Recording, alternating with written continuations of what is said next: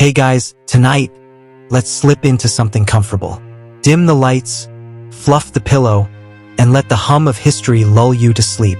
We're floating into the royal dining halls of the past, where the chandeliers dripped with wax, the air smelled vaguely of roast meat and incense, and kings, queens, and dukes used food as their own personal stage show.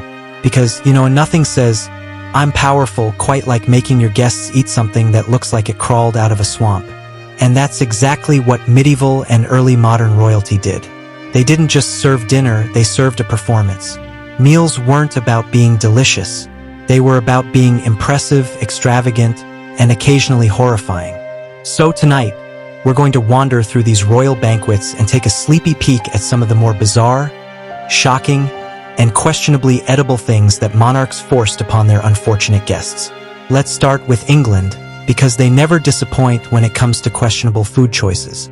Take Henry VIII. Yes, that guy, the one who treated wives like trading cards.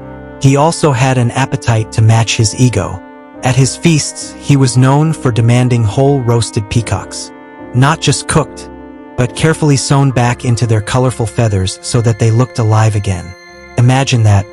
You're at dinner, trying to politely stab at your bread roll, when a waiter drops an entire peacock in front of you that looks ready to screech and fly away. Oh, and the feathers weren't just for show. They were often dipped in gold leaf. Because, of course, Henry had to eat like a dragon hoarding treasure. And speaking of birds, swan was another royal favorite. Medieval monarchs absolutely adored swans on the table. They were roasted, decorated, and paraded like trophies. The irony, of course, is that swan meat is not good. Every chronicler who tasted it basically wrote, "Tough, stringy, kind of gross." But swans were a status symbol. You weren't eating it because it was tasty. You were eating it because it screamed, "I own all the birds in the river, and yes, you're chewing on one right now." But if birds weren't enough, some kings decided that their guests deserved something even more unusual. Let's float over to France for a moment. Charles VI, better known as Charles the Mad, because he literally thought he was made of glass, once threw a banquet that featured an entire roasted porpoise. Yes, porpoise, as in sea creature that looks suspiciously like a dolphin. People didn't know what to do with it. Medieval cooks treated it like a fancy fish and drowned it in spices and wine, trying to disguise the fact that it was basically tough, fishy leather. Still, the king insisted it was the height of luxury, because nothing says bon appetit like a half-baked sea mammal. And then we have the noble delicacy of beaver tail. Believe it or not, in the eyes of medieval Catholic dietary law, beavers were considered sort of fish. They had scaly, oily tails, so churchmen argued that eating beaver tail counted as seafood, which meant you could enjoy it during Lent when meat was forbidden. Clever loophole. Except the reality was that beaver tail was fatty, gelatinous, and probably more nightmare fuel than food. But hey, if your king served it, you smiled and swallowed. Or at least pretended to. The lengths royalty went to in order to impress their guests could get theatrical. Dishes weren't just served, they were staged. Take the concept of the entremet, popular in medieval courts. These were dishes presented purely for shock value. We're talking pies that, when cut open, released live birds that flew around the banquet hall. Or enormous pastries shaped like castles, stuffed with spiced meat and sugar figures. One chronicler even describes a noble feast where a whole roasted boar's head was made to breathe fire. Imagine the stress of sitting at the table while a flaming pig stares you down. Definitely not bedtime friendly, but great for convincing your guests you were the most important person in the room. And while all of this might sound a little absurd, that was kind of the point. Royals didn't care if it was edible or enjoyable. The stranger, bigger, and more impractical the dish, the more it showed off their wealth. Because only someone truly powerful could afford to waste an entire porpoise or shove a dozen songbirds inside a pastry. Let's pause here and take a slow breath, because that was just the appetizer. We've got more coming. Like the times when royalty forced guests to eat whole animals that weren't even fully cooked, or when desserts were made of pure gold. Yes, actual gold. Alright. So we've had flaming pigs, peacocks in full costume, and porpoises pretending to be gourmet fish. But if you thought we were done with the royal weirdness, nope. We're just moving on to the main course. because royalty didn't just want to impress their guests. They wanted to humiliate them a little too. After all, when you're king or queen, you don't just eat better than everyone else, you make sure everyone around the table knows it. Take, for example, the Holy Roman Empire under the Habsburgs. These were the same folks famous for their jawlines that looked like someone pressed a potato against a wall. At their banquets, the food was so overloaded with sugar that guests often left with stomachaches. Sugar back then wasn't an everyday sweetener. It was exotic, expensive, and honestly, a bit like showing off gold dust.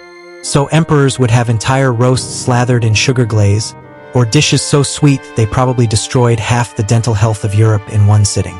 Guests couldn't exactly say, "Sorry, I'll pass." You ate it, grimaced, and maybe lost a tooth later. And speaking of teeth, let's float over to Russia for a moment. Peter the Great wasn't just obsessed with modernizing his country. He was obsessed with making his dinners memorable. He famously held drinking feasts that lasted hours, sometimes days.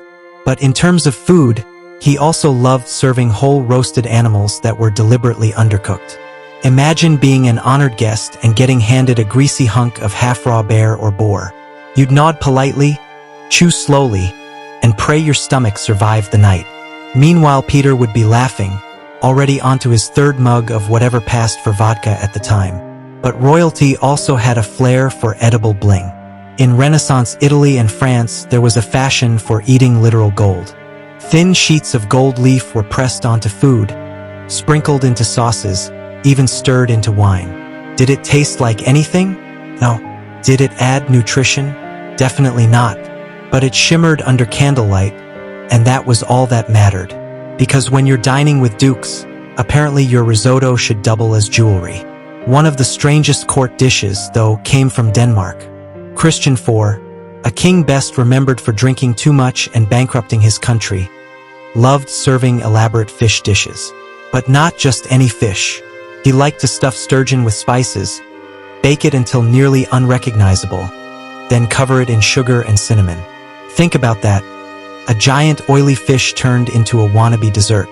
Guests smiled politely, of course, but you know half of them were secretly plotting to feed it to the dog. And let's not forget the Tudors again, because they had a particular love for something called a cockatrice. No, not the mythical beast, though the name makes it sound that way. This was a dish where a piglet's body was sewn onto the upper half of a goose or turkey, roasted, and served as if it were some Frankenstein creature waddling onto your plate. Totally normal dinner conversation. "Oh yes, I'll have a slice of the turkey pig, please. Extra gravy." Sometimes the cruelty wasn't in the taste but in the sheer amount of food. At royal feasts, tables would groan under dozens of courses. Guests were expected to try everything, even if it was the 29th dish of the night. Refusing could be seen as rude. So you'd sit there, exhausted, sweating, choking down yet another weirdly spiced pastry, while the king smiled smugly across the table, perfectly aware you were suffering. And just when you thought dessert might save you, nope. Medieval and early modern desserts were sugar bombs mixed with oddities like pine nuts, rosewater, and sometimes even pepper. They also loved marchpane, the ancestor of marzipan. Sounds harmless, right? Except it was often molded into giant sculptures. Castles, animals, even entire battle scenes before being served. Imagine hacking through a sugary fortress with your spoon while pretending this is the best night of your life.